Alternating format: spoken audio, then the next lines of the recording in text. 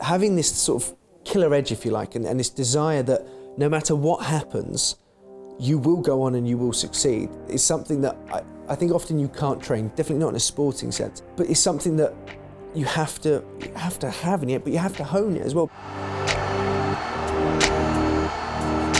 The media will turn on you very quickly, and that's what I found as well.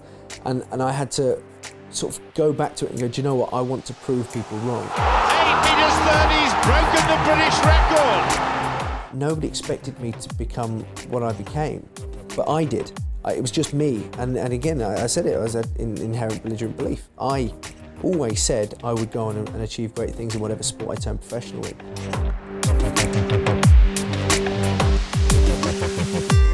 To be a champion of anything, you have to be a major risk taker as well.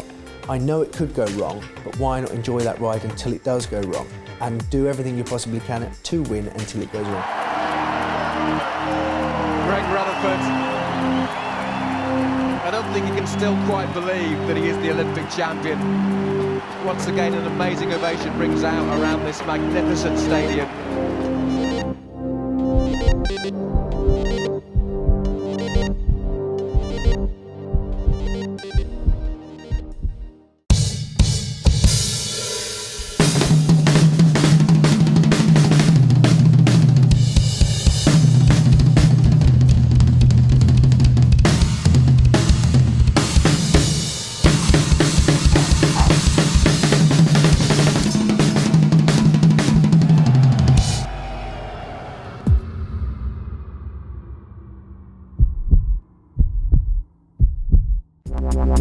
This week on the show, we have Britain's most celebrated long jumper, Mr. Greg Rutherford, who brought gold home at London's Olympics here in 2012. And he just came back from Rio de Janeiro, where he brought back the bronze medal. And he has been a contestant on Strictly Come Dancing, been watched by 10 million people. And it's been fascinating to see Greg really become a dancer of all things, you know, gone from Olympic athlete to a dancer. And his new autobiography called Unexpected is out, where he talks about growing up as a Jehovah's Witness and how it was a real struggle as a kid not having Christmas and not having birthdays.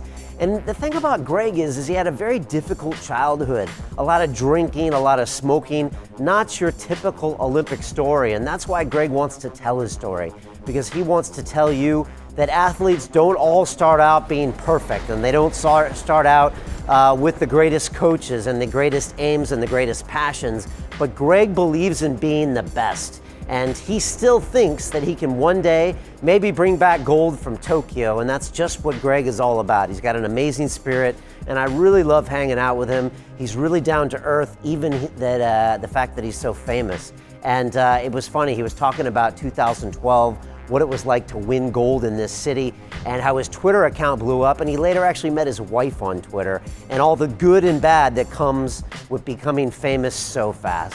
So I know you're gonna enjoy this, so sit back, relax, and enjoy Greg Rutherford. If you've been following things at London Real, you know that our Life Accelerator program, our 6-week Roadmap Mentorship program of 2017 has just closed. I'm taking a small group of people through 6 weeks, and I'm teaching them everything I learned in the last 5 years of London Real. That's over 1,000 hours I've spent with some of the greatest minds in the studio, and we're gonna be working on their mindfulness, their diets, their movement practices. We're gonna focus on relationships, winning mindsets, and of course a whole blueprint on how they're gonna crush 2017. I'm pumped. I'll be posting pictures, I'll be posting blogs of all the students' progress, but we have closed this down since it's Sunday, but I'll let you know what happens, and hopefully we'll do another one next year. So that's happening in the Academy. I hope we see you inside, but for now, here's Mr. Greg Rutherford.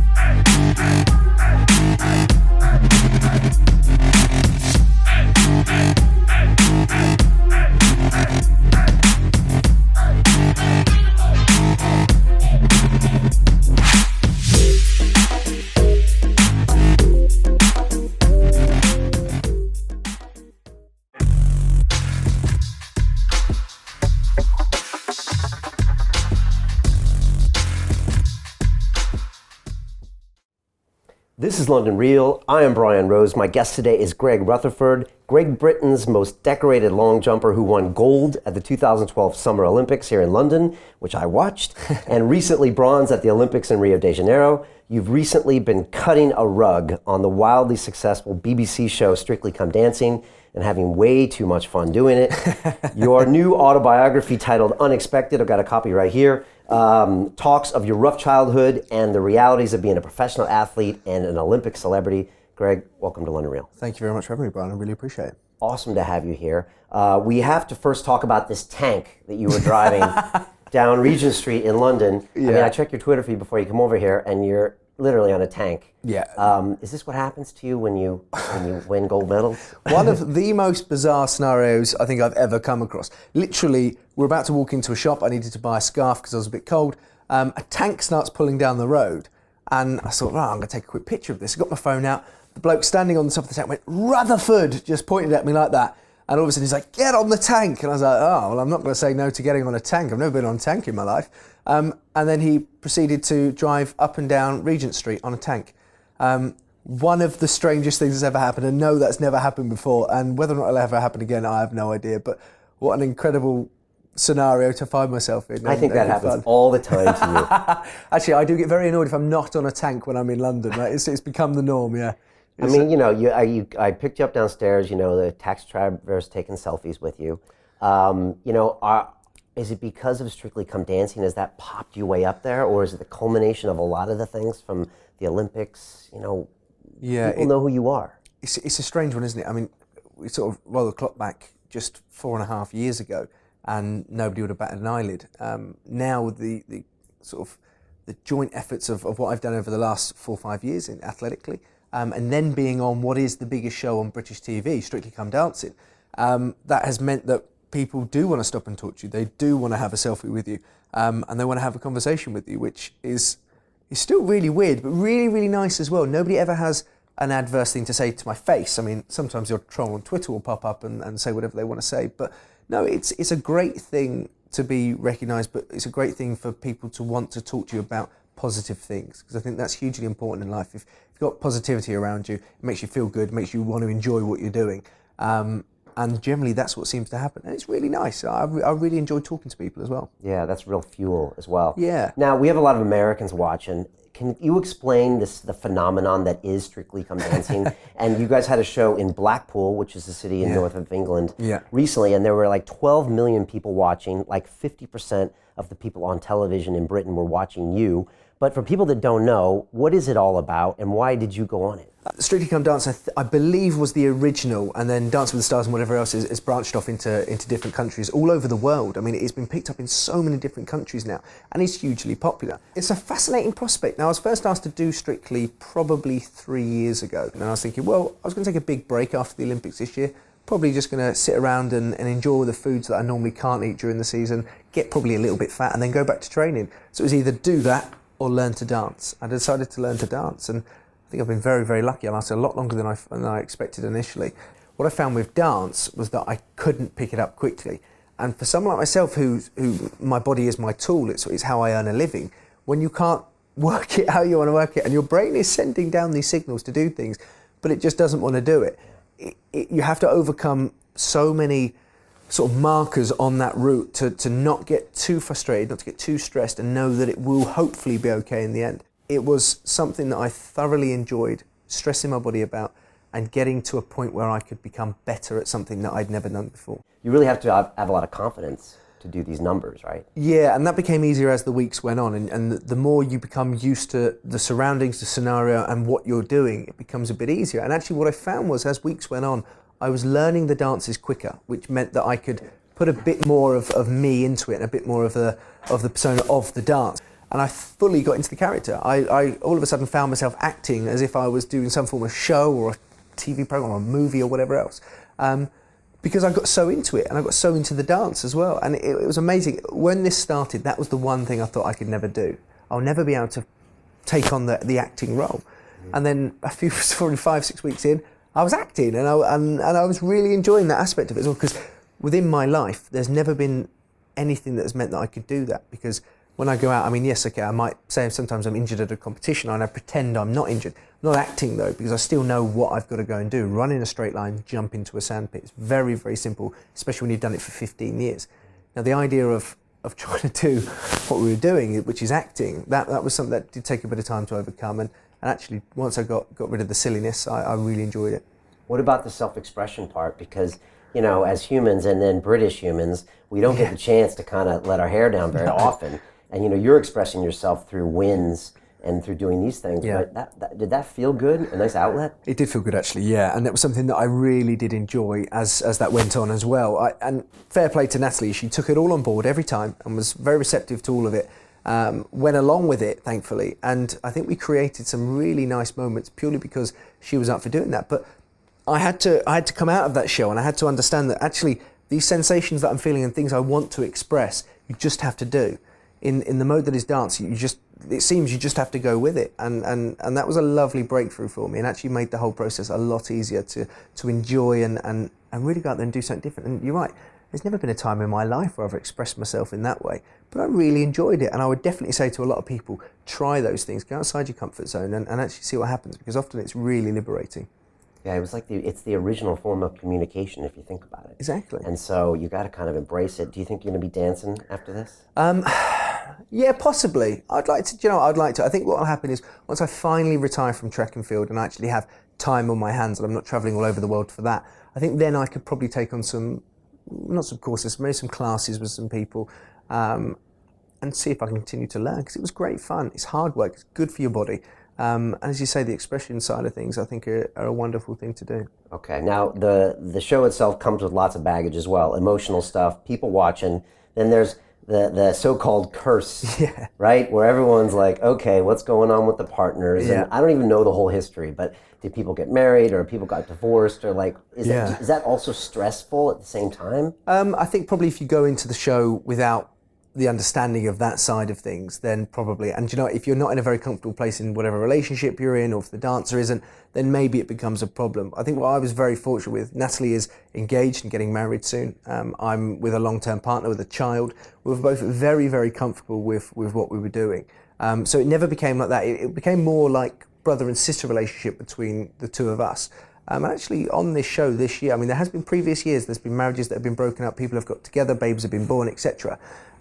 Whereas this show, I don't think any of that's happened. And the whole strictly curse thing that people love to talk about, I think if you're looking for that, then it's more likely to happen. But if you go into it wanting to learn to dance and actually have some fun, then I don't think that will come about. But you never know, you might meet somebody that you think that you're in love with, or you do love, and they've changed your life, then humans will be humans and that will happen. Is it true that you brought your partner Susie in there and you had to get her to stop looking at your partner? Yeah, do you know what? Susie came from a dancing background, so she fully understood everything of how it goes and all this sort of stuff, and being very close to somebody else. And she said after the first couple, she was like, do you know what? Natalie is really, really attractive, isn't she? She's like, I find myself watching her more than I do you. Which was quite funny. But again, for me, it was an amazing support system because Susie fully understood. Getting into it after the first week, she was like, look, you need to be quite sexy with it. You need to get involved and make it look like actually you and her are sort of having fun and whatever else. Like, don't be so sort of worried about everything. And to have that, I think, helped me hugely because I could completely switch off that worrying side of the brain that's thinking, oh, am I getting too close or whatever else? Because you don't know. You might be doing a dance and there's your partner's face right here. And you're sort of thinking, oh, this is a bit awkward. But it's not to a dancer, it's just a job. Yeah. And thankfully for Susie, she knows what that's how it is. So it was never a problem. So for me, I could relax again and act a bit like we were talking about, because that's hugely important. If you can't fully relax with your partner, then it's very difficult. Yeah, that's nice she supports you that way. Yeah, hugely. Because otherwise, you would be like, oh, can I do that? And like, you're selling this weird dream when you're out there dancing. Like, it's like this couple. Yes. It's obviously not real, but it's kind of real, and you're kind of with each other and in the moment. And when you're telling a story basically through the medium of dance, then it has to be believable. For it to be good, it has to be believable. Yeah. And for me to have, first of all, an amazing dance partner who choreographed some fantastic dancing for us, plus a partner who loved watching them and was really supportive, it meant that I could fully enjoy the experience. So there's never a point where I had Susie being like, oh, I can't believe you're doing this, whatever else. It was always, do more. be better. And I think that's really, really important. And I think that sort of transfers to every walk of life. If you have a good support group around you, you can really get the best out of people. And that's what's been brilliant for me, especially over the last 3 months and through my career. I generally try and surround myself with people who are very positive, have the same common goal as you, and enjoy the process of getting to that goal. Very nice. Just last question on Strictly. When it comes to the people on there, are there kind of head games being played? Are you guys supportive? I know you came out recently and asked everybody to give Ed Balls a bit of a break. Yeah. I mean, do you kind of feel like you guys are all in this together and that you got to kind of look out for each other? Yeah, hugely. As much as it's a competition now, this was the really interesting thing for me as a sports person and a competitor. Normally, every competition I go into is all about winning for me. That's all that matters, me winning the competition. Whereas with Strictly, it was something more than that. It was nothing to do with me being better than people and winning. It was just about how much self-improvement I can have to last as long as I possibly can. And I was out of my comfort zone, as is and were everybody else on there. So I understood what they were going through. They understood what I was going through. It is difficult. It is hard work. So you become this big group, this big unity of different people from all different walks of life that are trying to achieve the same thing. And you know what? If X beats me or I beat so-and-so, there's not any animosity towards anybody. It's purely, oh, that's good. Well done, you. You were better on the day. Fantastic. I will support you and go on from there. I was beaten by Claudia at the weekend in Blackpool. And fair play to her. She's a better dancer than me. Like, you can't begrudge anybody who does well or has chosen to do well. It's not their fault. And it's exactly how I feel with Ed Balls. Ed is trying as hard as anybody else, is working as hard as everybody else, and is improving. So I don't think anybody can begrudge the fact that he's doing Strictly Come Dancing and getting better. That's the whole point of the show. Yes, he's not as good as some of the other people out there, but I mean, we would be a terrible politician compared to him, or having the understanding of how the world works compared to him. It swings and roundabouts in that way. And if people are voting for him, fair play to him. If he wins Strictly, I think it would be brilliant. And the reaction on social media in your life to the whole 9-week period, was it what you expected? Strange. Obviously, you get some haters, some trolls, but you get some supporters as well. Yeah. What do you make of it all? Mainly supporters. What's lovely about the audience that watch Strictly is they all seem to be quite nice people, which is really, really lovely because, again, within track and field and stuff, I think it's very difficult as a sports person, actually, because when you come across, and you know, actually actors may find the same thing. If they're portraying a role that people don't like, they don't like you. And it's the same thing with sport. If somebody looks at you and they see you looking quite arrogant or focused in a way that might come across that way, automatically people turn around and go, oh, he's arrogant, or she's arrogant, or I don't like the way she is. But you have to bear in mind, when you're competing at the highest level in the world, there has to be this level of you in your head that thinks, I will win this, and I will do everything in this competition that it takes to be better. And if that means having a look on my face that people don't like, so be it. But you find that some people will come out the woodwork and they'll be like, well, I don't like Greg Rutherford, for example, he's arrogant. I'd like to think that when I'm away from the track, I'm very approachable and will talk to anybody and have a good time with everybody. But yes, when I'm on the track, I want to win. And you have the same with Strictly, because all of a sudden, somebody doesn't like something you said in a VT, or somebody didn't quite like your dance compared to somebody else's, and they'll turn around and go, well, you're rubbish, you shouldn't even be in this show. But then generally, 99.9% of it is all very positive, how it's affected people. Again, a bit like London, actually, how a couple of people cried when they saw certain dances, or how they really enjoyed the partnership between me and Natalie. It was a very, very positive experience, and one overall that social media actually took a nice turn to, which is great from my point of view, not to have as many trolls as I normally have. Because your social media following went, through the roof after London Olympics. It did. You went from 6,000 Twitter followers to 100,000, and now it's continued to grow. So you know what that's like to get a lot of new people and a lot of good and bad exposure. Yeah, definitely. And you find it, and you have to learn very, very quickly how to manage both, because when it shot up as it did after London, it was all completely positive. There was no adverse responses at all. And then all of a sudden you find you're having normal conversations on your Twitter that you would have done, say, a week before. Now there's a lot more people watching, and people will have different conflicting views to you.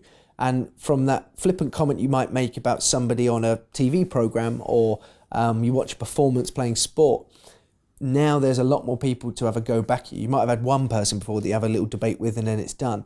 Then all of a sudden I make a comment about a football team or a player or something else, and all of a sudden you might have 40 or 50 people just throwing and hurling abuse at you. So, for example, through my Twitter now, I choose not to talk about football. I might say some very, very small things, but generally I won't speak about football because it invokes this strange response from people where it's like a tribal, animalistic view where they just want to attack you. And be that verbally. I mean, in person they would never do it. But you have to learn how to manage those sorts of things because when you are in the public eye, people will love to disagree with you. And that's been a really interesting mix. But again, what I'm very lucky to have is that people want to talk about good performances in athletics, as it has been for me for the last 5 years. Shows like Strictly have been very, very positive. So the vast majority of people are very positive. And that really is good for you because each day you have people saying lovely things to you. It can only help and motivate you to go on and do more good things. Let's talk about the book, Unexpected. Yeah.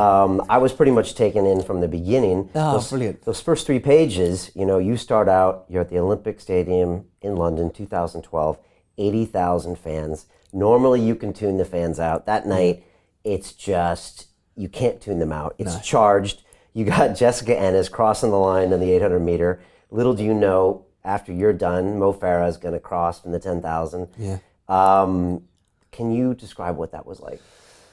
It's still very, very difficult. I think what was brilliant at the time was the fact that I couldn't quite fathom the magnitude of the event because in my head, if you think about it, I watched Jess cross the line and it was like, well, my friend has just won an Olympic gold medal. That's amazing. I was like, I want a bit of that. And then I stood underneath the Olympic flame as Mo crossed the line and became an Olympic champion.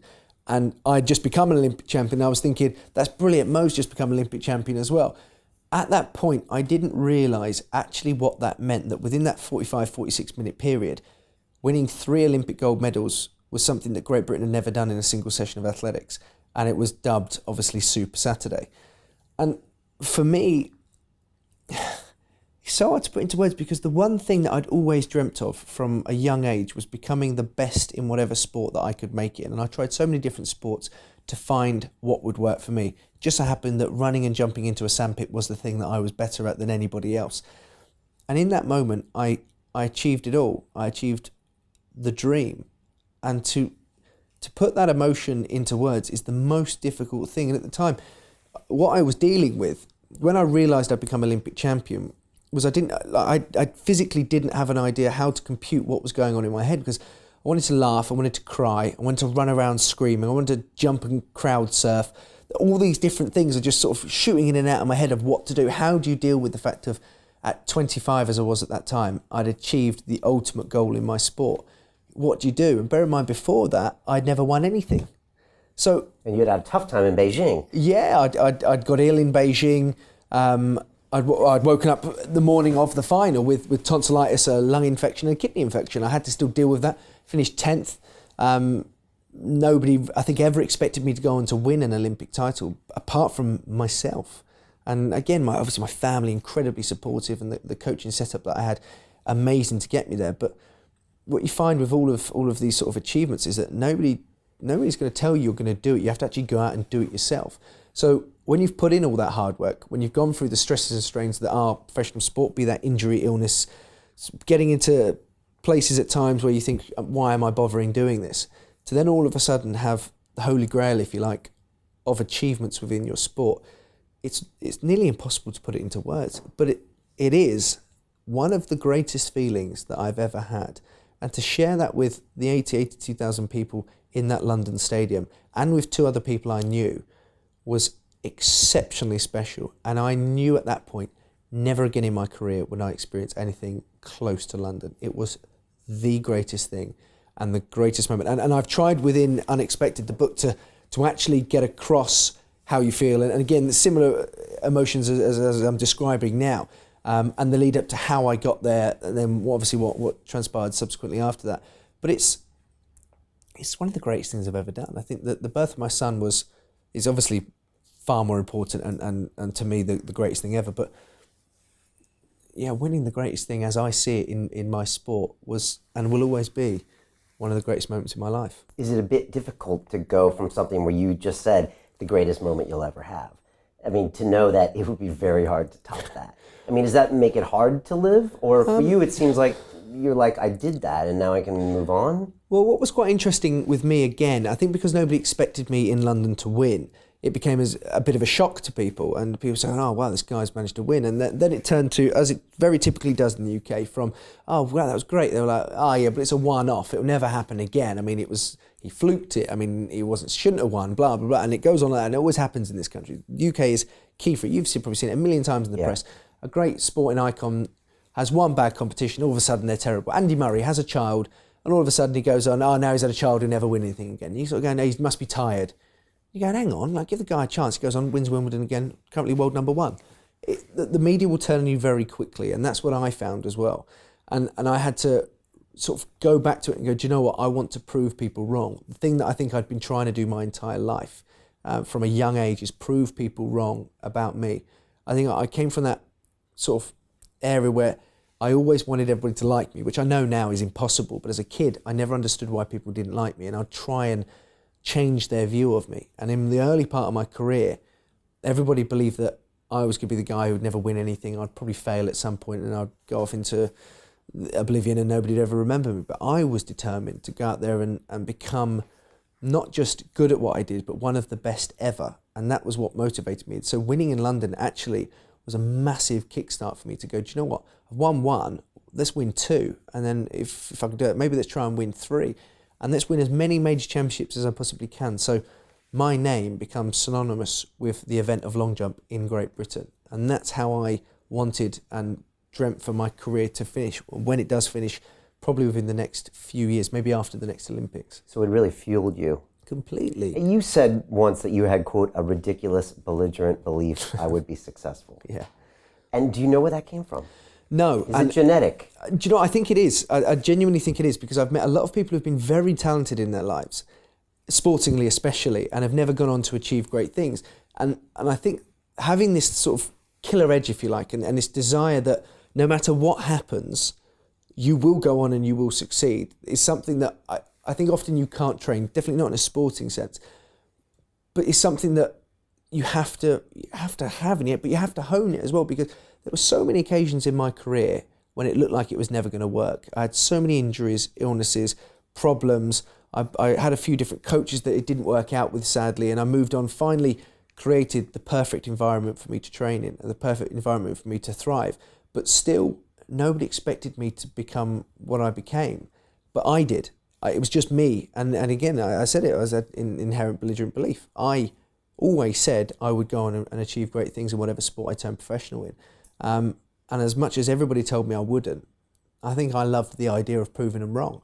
And that's where I got to, and how I got to where I am now is no matter what you said. And do you know what, even if I still hadn't achieved anything to this point now, I would still tell you, if you'd have met me on the street, that one day I will win something major in my sport, because that's how I approach it. And I do the things now that I know works for my body, alongside obviously what my coach knows and people around me, in order to succeed. And you win the first, everything else becomes not easier, but much easier for your head to fathom, for you to understand how to get there, how to do it again. And forevermore, I will always believe that even if you're more physically gifted than me, on the day, I have a good chance of winning, because I won't believe that you're better than me. I will always believe that I have the ability to beat anybody. And I think that's why I actually went on to win the 5 major championships that I've now currently got under my belt, and hopefully we'll go on to win a couple more. Do you think all great champions have the darkness inside of them that makes them, because you've seen talented people come and go, and they have the talent, and they just don't know what to do with it. Yeah. They don't get their stuff together. They don't show up. But it's sometimes the slightly less talented people that have that, maybe that thing they got to prove. Yeah, you want those people to like you. I'm going to show those. We heard Michael Jordan is still bitter about some of that stuff that he does. And you see a lot of great champions, they still have something like, I'm going to show those people. Yeah. Do you think is that what it takes to make a champion sometimes? I think so, to a certain degree. I think often what you find is the better you become at something, the more people dislike you, which is a really strange scenario to find you in. Now, there's always a lot more that love you, believe me. Like there's to every 1,000 that like you, you'll always remember that one person that said that nasty thing to you, because for whatever reason it resonates inside. You're like, I want to prove that person wrong now, because again, they've said something, I feel that that's unfair. Why don't they like me like everybody else? It's definitely something I have. And I think the human brain will always interpret praise and adverse responses in that way. You remember the adverse ones a lot more than you do the praise, because especially if you've got say, a Twitter feed, and you've got 20 people said a nice thing, one person said a bad thing, you remember the bad thing. And that's that inherent thing of keep believing and wanting to make people think that you are good. And often the people who are quite good get told they're not good by a lot of people. And so this thing, it's like a self-perpetuating scenario where somebody will say something bad to you, it's like, right, I'll prove them wrong now. And I had that within the media, some people who were meant to be experts within my sport who said, oh yeah, it's a fluke, he's not doing the right things, he's not good enough to go and win again. I was like, well, I'll prove you wrong then. And I'd like to think that I have done. But still, to this day, people will turn around and they'll say whatever they want to say to put it down. And it's a very frustrating world to be in when that's the case, because it's as if there's nothing you can do to prove people wrong. But you have to get to a state and a stage, and I think I have done now, where you accept that people aren't going to like you. You've got to accept that not everybody's going to love the fact that you jump long into a sandpit. I mean, it's not exactly going to change the world, but you just go along with it and say, okay, fine, you don't like me, but at least these people do. Do you think great champions ultimately compete with themselves? I mean, I've had people like Chris Eubank in here, 6-time Mr. Olympia, Dorian Yates, and Dorian said to me, I said, what did you do when you won Mr. Olympia? How did you celebrate? He said, I didn't celebrate. I was supposed to win. I went back home, went to bed, and I started training the next day. There you go. You know, and because for him it wasn't good enough, right? Or for him he was supposed to win. Are you the same way? Yeah, I think so. Yeah. I mean, you were talking to me tonight about London and how you should have broke the world record that night and won. Yeah, the British one. Yeah, it's one of those ones where I think we always want to do better, and I think it's this strange thing, isn't it? You achieve something with anything in any walk of life that you go into. You achieve what you think is the best thing you achieve, but then a day later, or even then, you go, yeah, but if I would have done this, it would have been even better. Yeah. And for me, it's always been like, no matter what I've won, there's always been, yeah, but what if I would have done this? For example, in Beijing, when I won the World Championships, I set a stadium record in what was the Bird's Nest Olympic Stadium from 2008. So I broke the stadium record there. So it's the longest jump that's ever been done in that stadium, a really big thing, but only took 4 jumps. I passed my last 2, and I was in fantastic shape. And I was thinking, and I think to this day, well, if I would have taken those last 2 jumps in a completely unpressured scenario when I was jumping well, could have I jumped much further? And could have it become a really, really exciting competition from that point of view? I don't know. I'll never know. The thing is, I jumped the second longest jump of my life and won a World Championships, the first British long jumper to ever do that. But still, that was never good enough for me. Every single championships I've won, I remember more of the adverse than I do the positive from that championships. But equally, that's probably why I'm still competing. Rather than just saying, okay, I've done it, I'll leave it. For me, there's always that perfect jump. I may never get the perfect jump. I may never actually fulfill what I believe I have inside of me, but I'll keep chasing it until I'm physically unable to do so. Because for me, yes, it's been very successful, but until I get the jump that I deem is good enough, and probably it'll never be good enough, no matter how far I jump, I will keep striving to get there. Because ultimately, you want to look back at your career and say it was brilliant, it was great. As it stands, even with everything I've done, I still don't allow myself to believe that. Yeah, and I can tell, and it's in the book, and you're hard on yourself, but I think that's what makes a champion. And again, like you said, it's not always pretty when you see champions succeed, and we see it in fighting, and sometimes they have to be really nasty, but that's all part of the game plan. And sometimes you have to have that game face or act in a certain way to get yourself in the zone, and maybe it's the part that not everybody wants to see. No, but completely. It's a reality. After 2012, your life changes. You're on more red carpets than you can, throw a stick at. Yeah.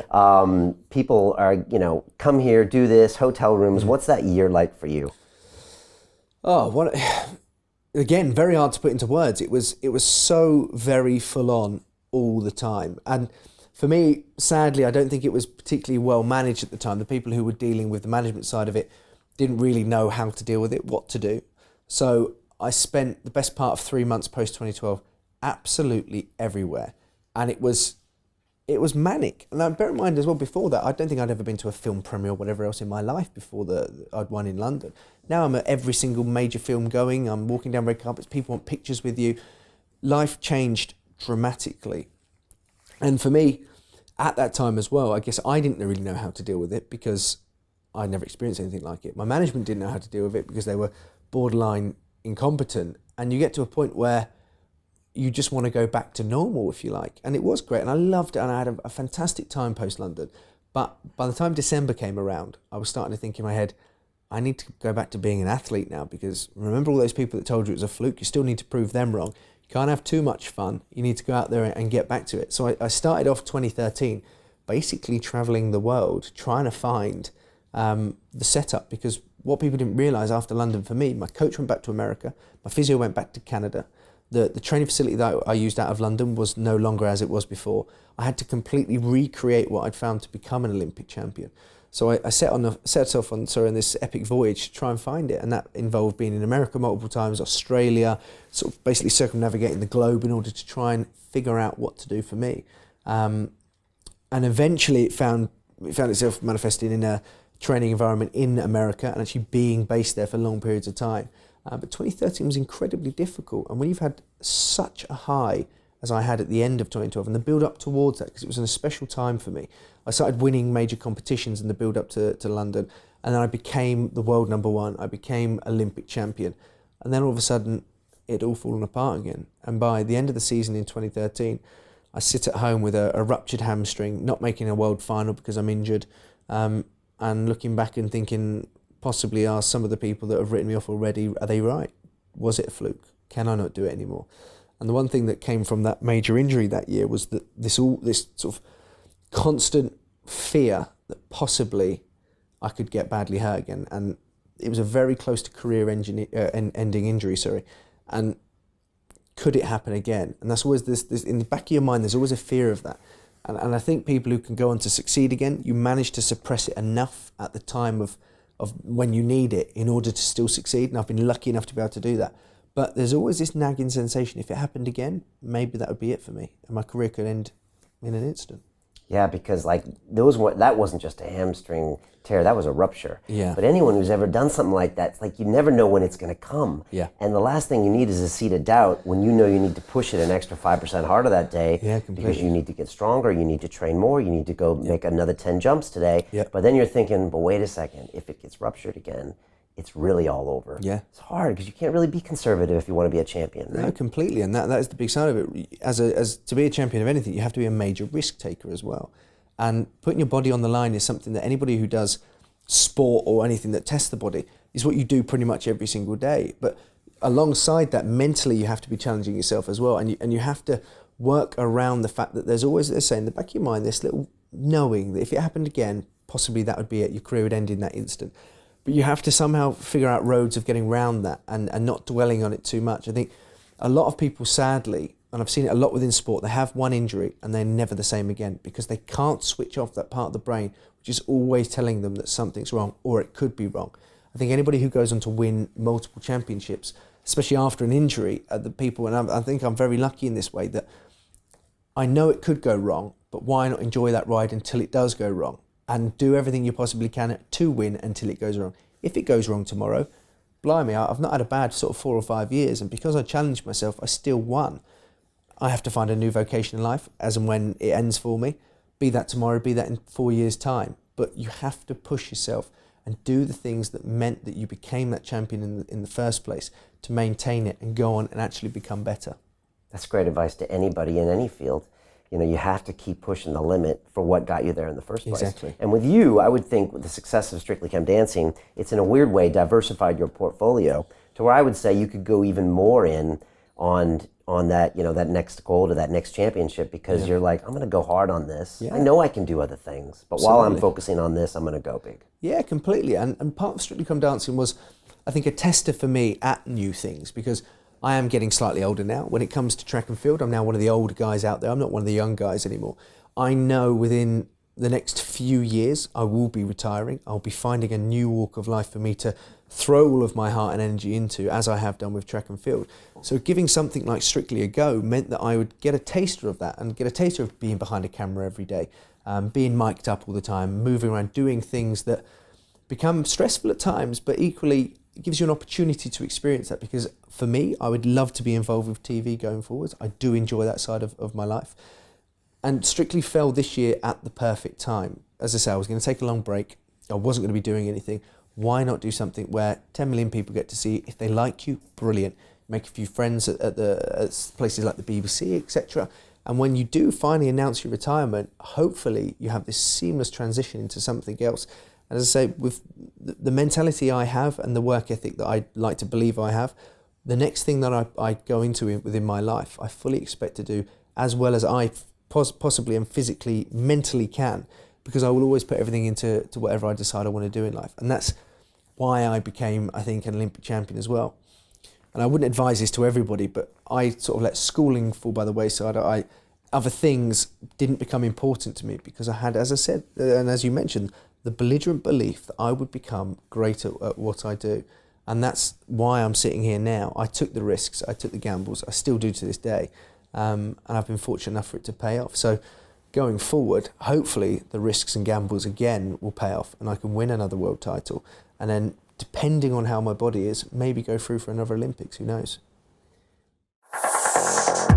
Continue watching this fascinating conversation for free by clicking on the link below to visit our website, and I'll see you on the inside. What's really interesting about the whole Russia scenario is that systematic doping was known probably by all the athletes, coaches and management and everything else for years. We all knew it was going on, but we had no proof of it really. I mean, you had a lot of people failing tests, but nobody could turn around and actually say believed it was government led. And then it's obviously come to light that now it is. So I think for most athletes it wasn't a shock. So you just sort of said, well, we've just been waiting for that to happen. And now it's come out, now we know, everybody else knows. You hope more than anything else that the quarrelling and the little squabbles that are going on between different organisations, be that WADA, the IOC, IWF, whatever else, they can figure it out just to stop what has been going on, because it has been systematic doping. There's been a lot of people involved who are still involved in some sense in some of the organisations. They shouldn't be there anymore. They need to be removed. They need to be banned. The people who knowingly go into a training environment and take drugs and basically disregard everybody else who's absolutely working their backsides off to succeed, you should be removed because you are cheating people. It is not fair. And it's something that in my sport, which I would like to see as the purest form of human ability, you jump the longest, you win. You throw the longest, you win. You run the fastest, you win. If all of a sudden you've cheated to get there, you shouldn't be allowed to be involved. You should never be allowed to go back into it. Now, the flip side of that, what I always feel sorry for is the young athletes who are then influenced by coaches, by agents, by training groups, etc., to get involved with things that possibly they don't know any better about. Now, that's then when it becomes very difficult, because if you're pressured into a scenario in any walk of life that you don't really want to be involved with, but the people that you look up to, be that your coach, manager, or whatever else, are telling you you need to do this, then that's then when I find it really difficult. So what we need to have in place is the people that have facilitated people to cheat, they need to be removed as well, banned for life. If you're an agent and you've had multiple people fail tests, I'm sorry, you need to go, especially if it's proven that you've been involved with it. If you're a coach and you've had multiple people fail tests, you need to be banned for life, because you have such a close relationship with these people. There is no way that they wouldn't know or have an idea. Now, one or two, maybe. Yeah, I mean, maybe one person decided, or their friend who was the pharmacist who helped them out, nobody else knew. But when it happens, and we've had certain coaches that might have had 10 or 12 failed tests, they obviously know, because they're probably the people supplying it. So remove them. They need to go. And you need to create a situation where somebody who cheats, if they're caught, if you said to them, okay, we won't ban you for life, but you can never compete in the Olympics again, they'll stop taking drugs. Take the Olympics away from people, they'll stop doing it, because it's not worth it, because that's their payday as well. Exactly. Your Nike contract, whoever you're with, they're going to turn around and say, well, you can't compete in the Olympics. I'm not going to pay you.